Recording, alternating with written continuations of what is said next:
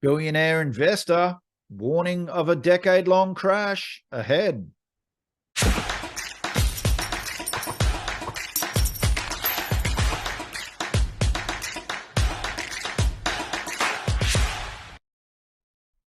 So billionaire investor Stan Druckenmiller did a recent interview where he said that he sees a decade ahead of no returns, something that I've been saying on this channel for some time. What I want to do now is let's just cut to a 3-minute clip from that interview, and then we'll come back and I'll share a whole bunch of charts with you. Recently, you talked about the potential for a 1969 to 1982, potentially type situation for the next 10 years here in terms of the indexes being at the same level a decade from now. Yeah, I will say this. It's conventional wisdom, which I agree with, that stocks go up over the long term. Okay. The problem is we've become a little complacent about what does long term mean. If you bought the Dow in 1929, you got back to even in 1954. As you just pointed out, the Dow was in 1966 where it was in 1982. When I look back at the secular bull market that started in 82, let's just take a trip down memory lane. We had a president who said government was the problem, not the solution. We had a guy who fired all the air traffic controllers in the country when they wanted a big raise. We now have a president who is a union man who says he's trying to beat inflation, who cheers at 24% over 3-year reward to the railroad unions. We have a president who thinks government is the solution, not the problem. Maybe more importantly, or I'd say in terms of what we're talking about, if you look at valuations back then, the S&P was 50%, the stock market was 50% of GDP. It's now 150 down from 225. That's because 5 years yielded 15% when I started Duquesne, so real rates were high. That's why we were at 8 times depressed earnings. We're now, 18, 19 times inflated earnings that I have a very strong feeling are going to be down next year. Then you had the secular forces. You were right on the initial ramp of globalization, a fantastic thing. Building supply chains around the world increases efficiency, causes disinflation. That's been a trend for 20 or 30 years. Going the other way now. We're disentangling all that. That's going to be inflationary. And then finally, and we've already kind of alluded to it, the last 10 years of the bull market, you put it all in hyperdrive with 30 trillion of QE and zero rates. Now the consequences of that are born, and all those factors that cause that bull market, they're not only stopping, they're reversing. Every one of them. We're going from QE to QT, unless you live in England this week.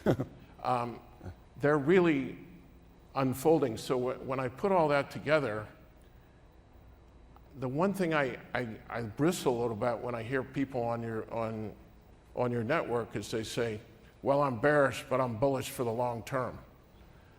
Look, you can have a period of 15, 20 years, 10 years where the market doesn't go anywhere. That doesn't mean you can't make money. You could have made money, plenty of money in the 70s at various times. We had 260% rallies. I'm not saying, go get another job and you can't do stocks. I'm just saying we've had a hurricane behind us for 30 or 40 years and it's reversing. And I wouldn't be surprised, in fact, it's my central forecast, the Dow won't be much higher in 10 years than it is today. So here's a chart of the Dow going back to 1965. And you can see the red line going through to the early 80s, where Stan is talking about that late 60s to early 80s period where stocks went sideways. Well, have a look at how stocks actually performed during that period. Very, very poorly. And if we just zoom in between that period of 1965 to the early 80s, and you can see when adjusted for inflation, or measured in real terms, from 9,000 down to about 2,500 is roughly a 73% fall. So in nominal terms, I think it fell about 10%. but in real terms, 73% fall. And we can go through long periods of time where it takes the market a long time to get back to its previous peak valuation. And we think we're going into that particular time. We think that the stock market has already peaked in terms of valuations. We think at best, the market is going sideways in nominal terms over the next decade.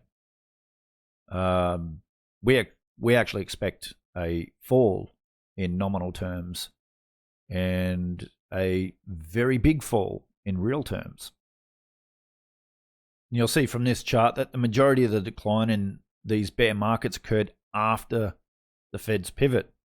So, we do not like shorting markets right now.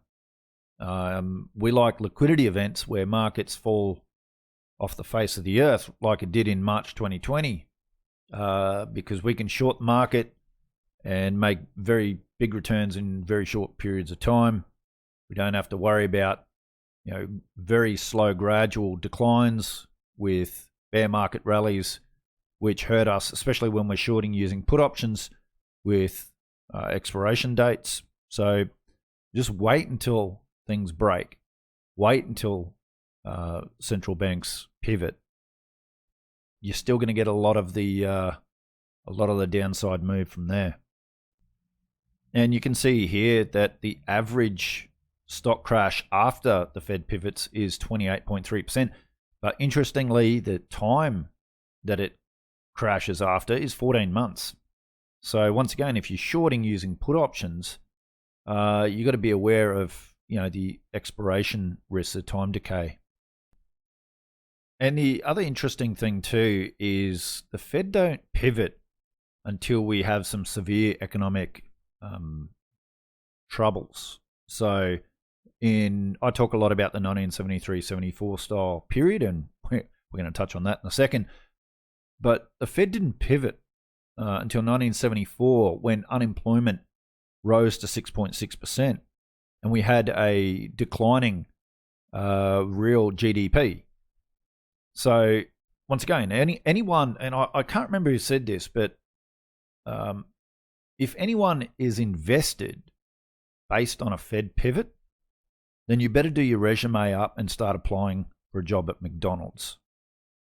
So the Fed is not going to pivot anytime soon. It's going to continue raising. In our opinion, it's going to continue raising. At best, it will pause for a period of time at some point. But it's not going to pivot, and it's definitely not going to pivot back down to the 2020, 2021 type lows in terms of interest rates. So, the Fed may pivot if the economic conditions matches what we're seeing here in this chart from 1974. If unemployment gets up to 6-7%, and we start seeing real GDP declines of significant numbers, and it looks like we're heading for a bit of a hard landing, then the Fed may pivot.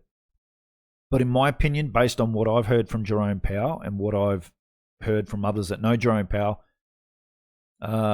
he ain't going to pivot down to those lows again. We may be looking at 3.5% is where he pivots to. From what I hear, he is a capitalist at heart, and he has hated the 0% QE type era that we've had since the global financial crisis, that he believes in price discovery, and that continuing what the Fed has done over the last, over a decade now, is going to drive, or is going to be one of the main drivers behind capitalism failing. And so we need to take that into account. And so anyone that does short, we don't need to be early on this thing. We can wait. There's still a lot of pain to come, and a lot of downside move, and a lot of profits to be picked up. And as you see in this chart, so when the Fed pivot, there was no rally. It continued to crash because it was in a deep recession already. And the Fed is not going to pivot. It may pause, but it isn't going to pivot until, as I say, something breaks. And we are looking at a hard landing. And while we're at it, I'll share this chart. S&P 500 from 1973 and now. Anyway, bit of fun. As you guys know, I've been saying that we're likely to heading towards a 1973-74 style event. Many differences, I know, but where I argue the similarities are we're going to see asset prices fall while CPI remains elevated. Everyone thinks that CPI is going to go into negative territory. GDP might. CPI won't. Not in my opinion. We'll see interest rates rising and we'll see asset prices being revalued. But the consumer items that we purchase, I don't see it going negative. In fact, I see it maybe coming down for a little period of time, but then spiking back up, just like 1940s and 1970s. Even though there's many, many differences, I know. Oh, and what do we have here? Just what I'm talking about. So you have a look at that 1974 to 84 experience with CPI, and have a look at now. And this is what I'm talking about. But we will see a lot of economists, a lot of financial heads in the media, when that CPI gets down to, you know what, they're already saying it, that inflation's peaked and we're going into deflation. And it's only just turned at the top there. Imagine what they're going to say when CPI hits, 4.5% or something. At best, I think CPI may hit, 3.5%, 4%. And then I believe it's going to go up even more when Beijing ends their lockdown policy, their COVID zero policy. Can I say that word? Still on YouTube? Anyway, I just did. Then we're going to see, we're going to see a lot of commodity prices skyrocket and CPI across the West skyrocket again, which means interest rates are going to have to go up. Now, this was an interesting chart. So returns, S&P 500 returns since 2011. If you look at the PE expansion, which is 21% there, and buybacks, which is about 40%, you're looking at over 60% of total returns since 2011 on buybacks and just PE expansion. So you've got to ask yourself, moving forward, what's the likelihood of buybacks, as well as PE multiple expansions? I don't see that. And so one of the big drivers of the stock market over the last decade, that's been a tailwind. I think it's now going to be a headwind. And Stan said in this interview that, with Yellen drawing on the Treasury account, the Treasury General account, while the Fed have been doing QT, then it's kind of been a net-net. However, he mentions that in first quarter of 2023, Treasury is all out there, and the Fed are going to continue doing quantitative tightening, which is going to really suck out the liquidity. And so he sees that things will really start to get bad in 2023, especially after that first quarter. And for me, I look at a lot of fixed rates in Australia that are coming off by June next year. I see the second half of 2023 being very, very ugly. So with all that, well, what should someone do? Where should somebody invest? Should we short this market? When should we short it? What should we do? Let's go back to that interview with Stan Druckenmiller and listen to a 30-second clip. To me, the risk reward of owning assets doesn't make a lot of sense. I'm not advocating going short. The greatest short seller ever, Jesse Livermore, made $100 million in '29, and then he went bankrupt in '36 and killed himself. Did he jump or shoot or what did? It wasn't good. But I don't think you need to short, just sidestep it. But to me, the risk reward is difficult right now. And so, yes, Stan says just move to the side. Just move to the side. Don't try to short it. You don't have to try to short it. And Jesse Felder here tweeted this out. All those factors that cause a bull market, they're not only stopping, they're reversing. We're in deep trouble. You don't even need to talk about black swans to be worried here. To me, the risk reward of owning assets doesn't make a lot of sense. And so Stan says just step aside. Be in liquid assets that, you know, holds its purchasing power. You can then reallocate and buy other assets dirt cheap on the other side. How we position ourselves, how we looking at this, how we investing, well, to answer that, stay tuned for the next video where I'll share exactly how we're investing. And actually, some of you might be quite surprised, being the gold and silver bug that I am. You might be quite surprised as to where we're investing and what we're doing right now.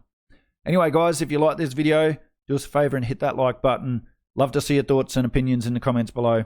Take care, everyone. I'll see you all again on another episode of Finance Uncut.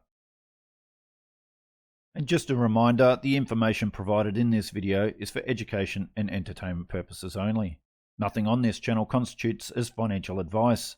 The information in this presentation is no substitute for financial advice, and all investors should seek advice from a licensed financial advisor having regard to your own objectives, financial situation, and needs.